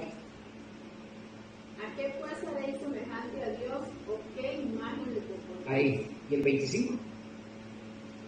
¿A qué pues me haréis semejantes o me compararéis? Dice el santo. Qué interesante, a ver, se acuerdan que hay que prestar atención a ese tipo de cosas. Ok, aquí nosotros vemos a un ser humano, a un profeta, y es de los profetas más brillantes que hay en la Escritura. Este profeta, guiado por el Espíritu Santo, hace una pregunta con respecto a Dios. Ojo, que el mismo Dios se la pone en el corazón. Dice, ¿a qué me van a comparar? Y estamos hablando, recuerden que estamos hablando desde el inicio de la clase, de un Dios infinito, ¿cierto? ¿Verdad? Estamos hablando de un Dios infinito, de un Dios eterno. Entonces, dice Dios, ¿a qué me vas a comparar? ¿A qué lo podemos comparar? A nada. Es decir, ¿podemos ustedes y yo encerrar en un cuadro o en una escultura la infinitud de Dios? ¿Verdad que no? No podemos. No podemos encerrar en esa misma imagen la eternidad de Dios. No podemos. Vamos a suponer esto. Ya le pusieron una cara, supongamos, ya le pusieron una cara. Con esa cara, ¿ese es el Dios que realmente existe? Si le ponemos una cara, suponiendo. No, ¿verdad que no? No, porque si le ponemos una cara, suponiendo, pero ese es el Dios verdadero. Sí, mira, digan así al unísono, no, porque Dios, escuchen, Dios no tiene figura humana, así, figura humana como nosotros la tenemos. Dios nos hizo a su imagen y semejanza en cuanto a otras cosas, no a la forma, ¿verdad?, del cuerpo, no a lo físico, porque Dios no tiene nada de físico. Muchos de los creyentes se imaginan a Dios como una figurita caminando por ahí, y oigan, Dios no es eso, porque Dios, dice la palabra que Dios es infinito, no puede estar contenido en una figura. Esto, yo creo que ya lo habíamos hablado, tiene que ver con la comunicación antropomórfica, ¿se acuerdan? ¿Se acuerdan de eso, sí? O la figura antropomórfica, que Dios no tiene una figura, si Él se expresa manos, no es porque tiene manos. Ok, para que nosotros lo podamos entender, si no, nosotros no lo podríamos entender. Ahora, porque si Dios dice, un ejemplo, que dice que Él huele, no significa o quiere decir que Dios tenga nariz. Si dice que Dios ve, no quiere decir que Dios tenga ojos, como los de nosotros, ¿verdad?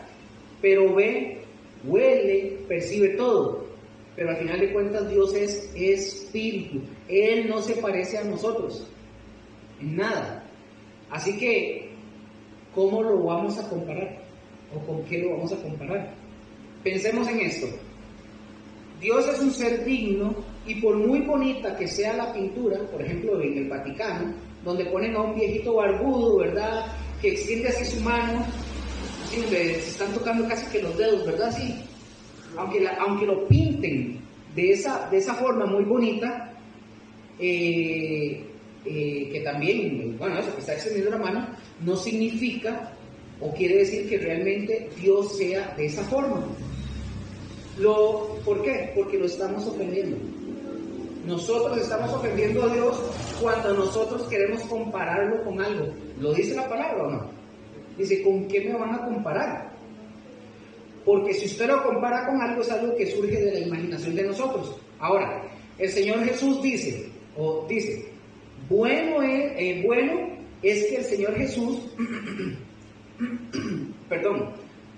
al Señor Jesús dicen de Él, bueno, es que el Señor Jesús sí le podemos poner una imagen. Hay gente que dice eso. Bueno, si se le puede poner una imagen o algo, dígame cuál es, porque en la época que Él estuvo no había cámaras. Nadie hizo una pintura, ni un cuadro de Él. Entonces, ¿quién pudo haber conocido cómo era Jesús en persona? Todos los que han hecho algún dibujo, incluso o pintura de Él, nadie sabe cómo era. Nadie sabe cómo era. Toda esa gente que de repente se inclinó delante de un cuadro, ni siquiera saben a quién están adorando. Es alguien que salió de la imaginación o alguien que vio a una persona muy atractiva y dijo, lo voy a pintar. Si ustedes observan, había un director de películas que se llamó Franco Zeffirelli. Este fue un director de cine que también tiene que ver con la pasión de Cristo. Y ese tipo de cosas, de ese tipo de películas. Y normalmente cuando esta gente quiere hacer una película, por ejemplo, de estas épocas así, normalmente buscan a alguien muy bonito, a un hombre que sea atractivo. Y obviamente la palabra dice que el Señor Jesús sí era el hombre más atractivo, más bonito que hubo en el planeta Tierra. Pero les pregunto, cuando nosotros vemos la pasión de Cristo, ¿realmente Cristo era así?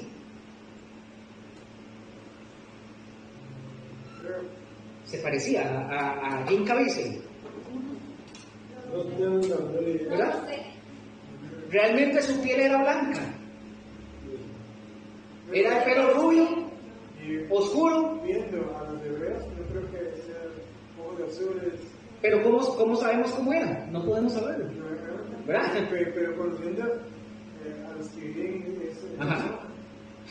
podemos dar a entender. Sí, más o menos, como puede ser por la etnia, ¿verdad? Si por el caso.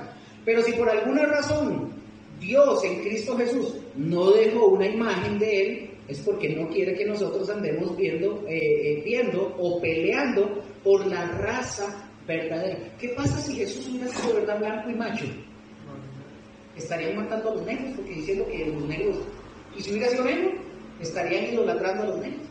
Y si fuera chino, por eso no quería que se supiera cómo era.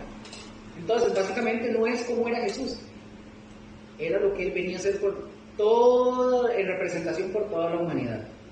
Entonces, recuerden, para Dios es una ofensa que lo tratemos de comparar con alguien o con algo. Por eso dice, miren hacia arriba, explícame a ver cómo me vas a comparar, dice el Señor.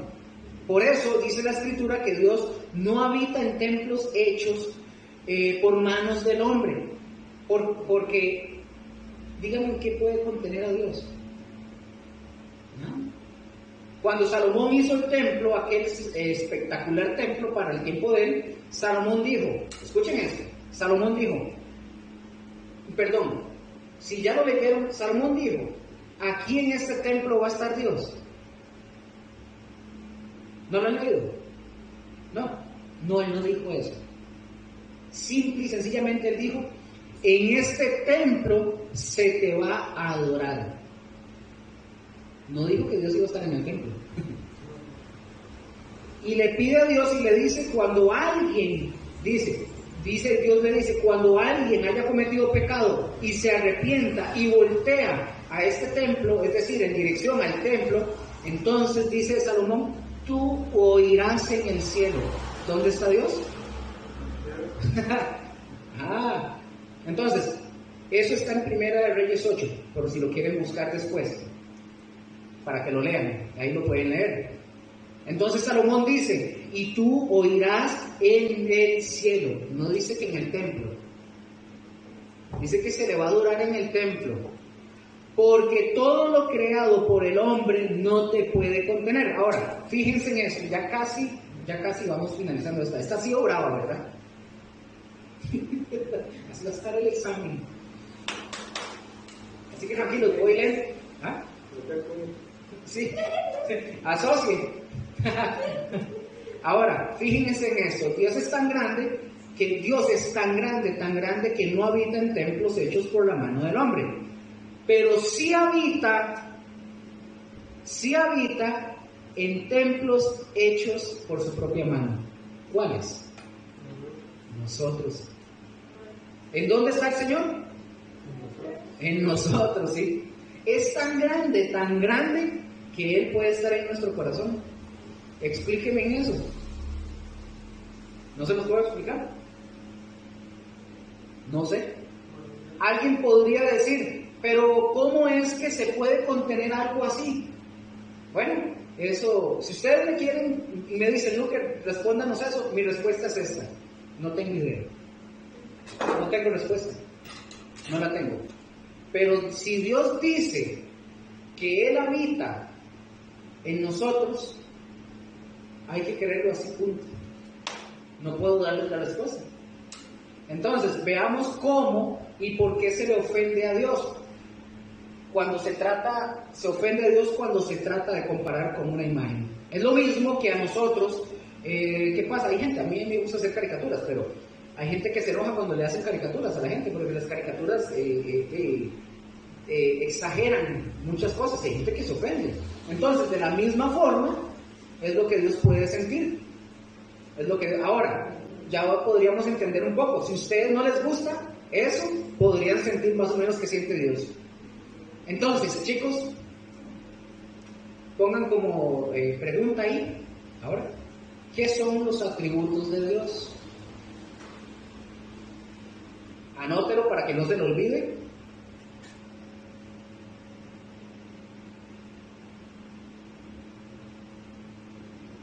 ¿Qué son los atributos de Dios? En un momento.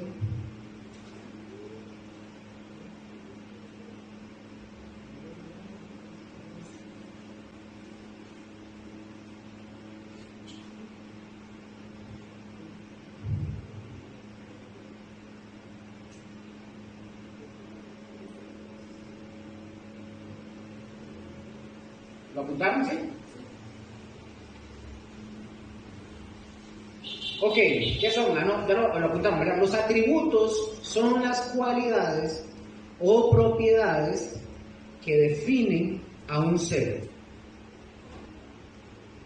Estos atributos también, ojo con esto, estos atributos se le han llamado a estas características o a estas cualidades, se le han llamado de varias formas.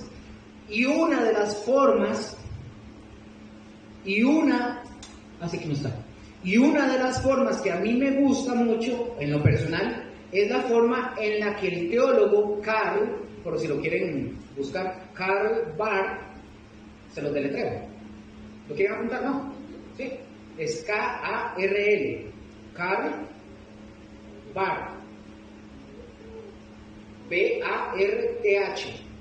Este teólogo Karl Barth hizo en el siglo pasado, bueno, él no le llamaba atributos a esto, él les llamaba perfecciones. Él les llamaba perfecciones y bueno, hay que caer en la realidad, sí es cierto, son atributos, pero Dios tiene perfecciones. Ahora, vamos a ir hablando de algunas de ellas para que nosotros veamos que esos atributos o esas perfecciones de Dios, Él las transmitió al ser humano, pero nunca en la medida que Él las tiene, ¿verdad? Por aquello, ¿verdad? Por ejemplo, Dios tiene la capacidad de amar y transmitió esa capacidad de amar a nuestros corazones y a nuestras vidas. Ahora, voy a aclarar esto. Simple y sencillamente, cuando yo me refiero al corazón, yo no me estoy refiriendo al músculo, a la bomba, ¿verdad?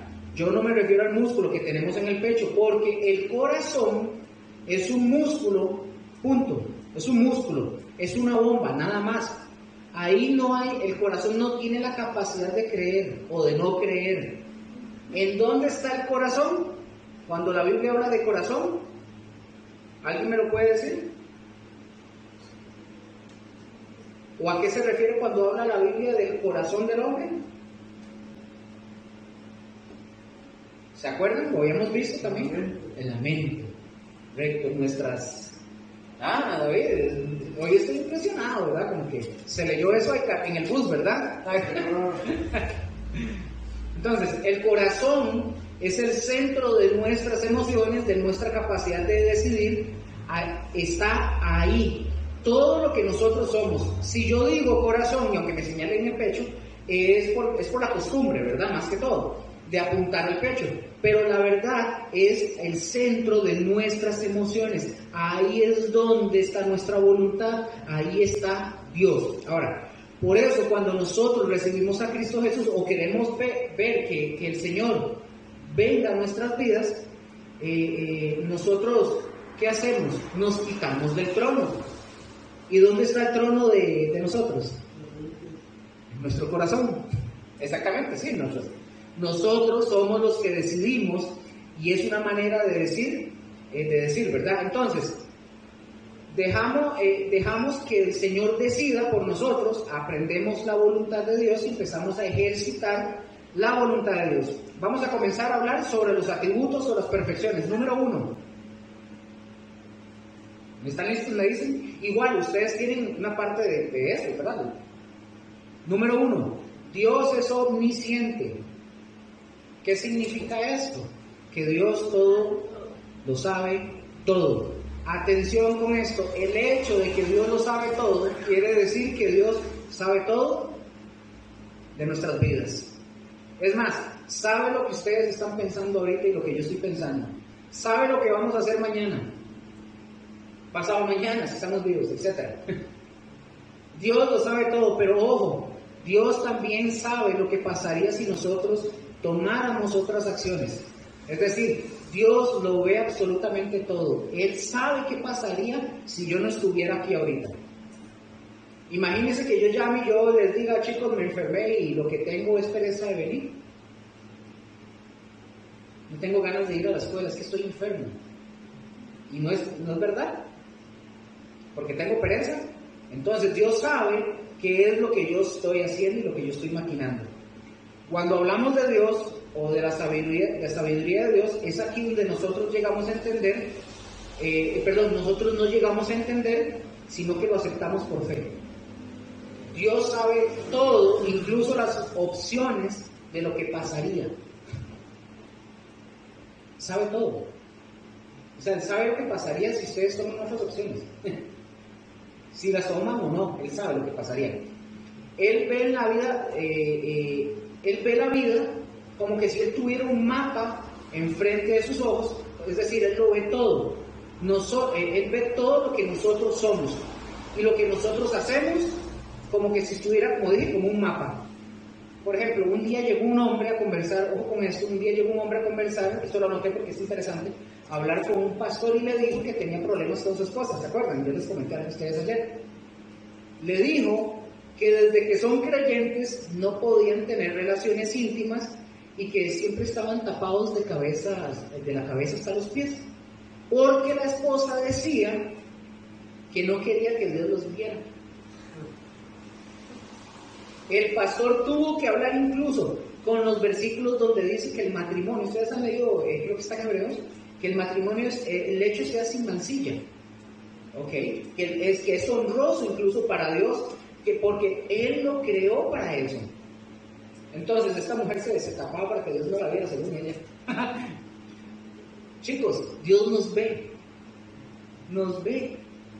Cuando estamos dormidos, cuando nos bañamos, cuando hacemos del 1, del 2, del 3 y del 4, todo lo que ustedes quieran. Él ve todo. Todo. ¿No les causa a ustedes algo extraño? ¿No? Dios lo ve todo. Porque a mí me preocupa. Porque cuando yo hago algo malo, y yo digo, Dios me está viendo. Dios no se tapa los ojos. Dios no dice... orejitas, ¿no es? Orejas de pescado, no. Dios ve todo. No hay nada en ese sentido del matrimonio, no hay nada vergonzoso para Dios, salvo la ofensa que nosotros le hacemos cuando no respetamos la sexualidad, como Él la diseñó, obviamente, ¿verdad? Eso sí. Ahora, veamos que no hay manera de esconderse de la omnisciencia de Dios, Él todo lo sabe. Mira, Isaías 44, ¿quién lo tenía? Se lo dijo para buscar qué. Espérate porque es bastante largo. No, del 8 al 20, por favor. 44 del 8 al 20. Fuerte, por favor. No temáis ni os amedrentéis. No te hice oír desde la antigüedad, te lo dije. Luego vosotros sois mis testigos. No hay Dios sino yo. No hay muerte, no conozco ninguno. Los formadores de imágenes de talla, todos ellos son familiares. Sí. Y lo más precioso de ellos para nada es útil. Y ellos mismos son testigos para su confusión de lo que los ciegos no ven ni entienden. ¿Quién formó un Dios o quién fundió una imagen para que nada es de provecho? Que para nada es de provecho. He aquí, todos los suyos amados, porque los artífices mismos son hombres. Todos ellos juntarán, se presentarán, se asombrarán y serán avergonzados a una. El herrero toma la tenaza, trabaja en las ascuas, le da forma a los martillos y trabaja en ellos con la fuerza de su brazo. Luego tiene hambre y le faltan las fuerzas, no bebe agua y se desmaya.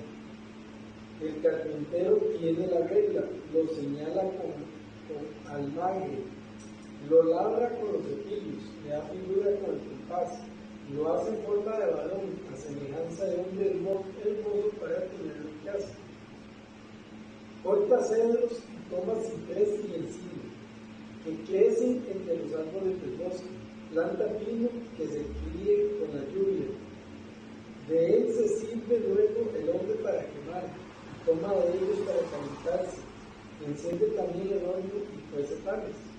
Hace además un Dios que lo adora, fabrica un ídolo y se arrodilla delante de él. Pongan atención a eso, ¿verdad? Parte del leño quema en el fuego, comparte de él como carne, prepara un asado y se sacia, después se calienta y dice: oh, me he calentado, he visto el fuego. Yace en el sobrante un ídolo suyo, se posa delante de él, lo adora y le ruega diciendo: líbrame, porque mi Dios eres tú. No saben ni entienden, porque cerrados están sus ojos para no ver y su corazón para no entender. Hasta el 20. Hasta el 20. Sí, ya casi termino. No discurre para consigo, ni tiene sentido ni entendimiento para decir. Parte de esto que ve en el fuego, y sobre sus brasas cocí pan, hace carne y la comida. ¿Haré del resto de él una abominación? ¿Me postraré delante de un tronco de árbol? De ceniza se animé, su corazón engañado me decía, para que no olvide su alma ni diga: no es pura mentira lo que tengo en mi mano derecha. Vean qué interesante, pusieron atención todo lo que viene hablando, ¿verdad? Recuerden que yo les había dicho por aquello, chicos, estas lecciones, estas dos últimas son, que les dije, eran bravas, ¿verdad? Hasta yo estoy razonado de estar sentado y levantándome, pero ya casi. Hasta la segunda voy a ir más rápido. Así que, anímense. Este escrito que nos acaba de leer, bueno, que está en la palabra que nos leyó Gustavo, este escrito es para avergonzar a la gente que hace cosas como esa, lo que venían hablando, sobre la idolatría, ¿verdad?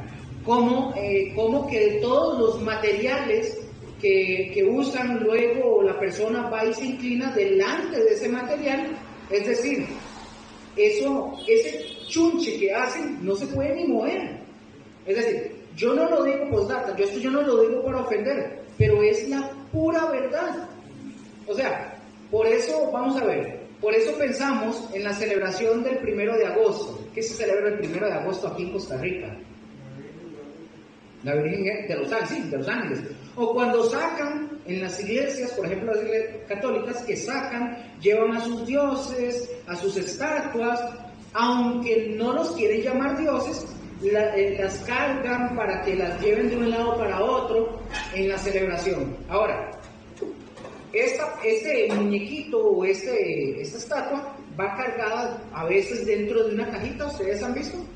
Van dentro de una cajita. Es absurdo que eso que ellos tienen que mover, ellos le llaman Dios y le pidan favores y luego vayan y se los agradezcan. Les cuento una anécdota, ojo con esto. Un pastor dice que cuando él estaba joven hacía esto. Dice que lo invitan a una casa para ir a predicar. Llega un señor, como decir, voy a ponerlo como ejemplo. Llega Gustavo es el creyente. Llega con la esposa no es creyente. Entonces la esposa dice que desde que está sentada está así. Y él está predicando y ella,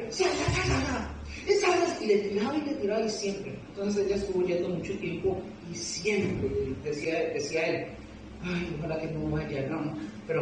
Pero siempre iba. Llega un momento en el que ya dejan de hacer los grupos ahí, ya no lo invitan a él, pasa el tiempo, pasan los años, la mujer era católica, pero de las bravas, ¿verdad? Hueso por bravo. Pasa el tiempo y lo invitan al pastor a predicar en otra congregación. Y en las primeras filas, ¿a quién se topa? A la mujer, a la señora, se la topa. Entonces, donde se sube dice, ahora me va a estar cuestionando y tirándome y diciendo, me dice que toda la enseñanza, la mujer calladita y estaba prestando atención. Termina el servicio y la mujer se le acerca y le dice a la mujer, pastor, quería hablar con usted. Y él, ya vamos a empezar. Ella le fue a decir, quería pedirle perdón, vine a disculparme con usted por todo el berrinche y por todo el zafarrancho que yo le hacía cuando estábamos allá. Y le pregunté, bueno, claro, pero ¿qué fue lo que pasó? Dice, vieras que era una mujer muy devota en el tema del catolicismo. Un día el padre le dice a ella que, no se lo acordar que me da gracia, le dice a ella que si ella quiere ser como, no sé cómo es que le llaman, como la anfitriona, la que agarra a la muñequita de la Virgen, la viste y le hace todo. Y ella, como era muy devota, ella, claro. El día que fue esa mujer para hacer el cambio del vestido a la estatua, ella le dice a él, yo me quedé sorprendida, para mí fue que el mundo se me quebró, a mí todo se me despedazó. La estatua era una cajita de madera con una botella de vino adentro, con un elote que sostenía la cabeza de la muñeca y solo la vestían. Entonces, en serio, ella dice, yo he estado adorando a una botella con un elote.